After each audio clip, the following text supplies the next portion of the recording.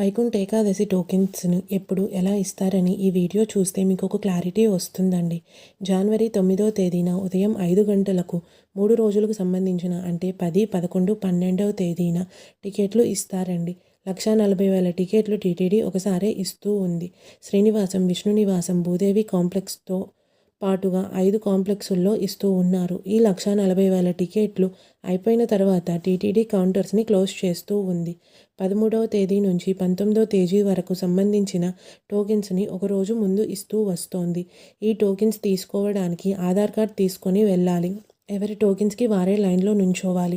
గుర్తుంచుకోండి, వేరే వాళ్ళ టోకెన్స్ మీకు ఇవ్వరన్నమాట. 12 సంవత్సరాల లోపు ఉన్న పిల్లలకు అయితే ఎటువంటి టోకెన్స్ కూడా అవసరం లేదు. ఆధార్ కార్డుతో వారి తల్లిదండ్రులతో దర్శనానికి వెళ్ళిపోవచ్చు.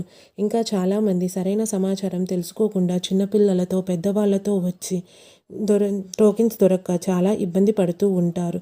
ఇది నేను ప్రతి సంవత్సరం చూస్తూ ఉంటాను. చాలా బాధాకరమైన విషయం. ఇక్కడ చలి కూడా ఎక్కువగా ఉంటుంది. ఇంకా తిరుపతిలో రూమ్ రేట్స్ కూడా ఎక్కువగా ఉంటాయి. దయచేసి మీరు రండి, రావద్దు అని నేను చెప్పడం లేదు. సరైన సమాచారం టీటీడీ ద్వారా ఎస్వీబీసీలో ఛానల్ ద్వారా తెలుసుకొని ఆలోచించి ముందడుగు వెయ్యండి. ఓం నమో వెంకటేశాయ.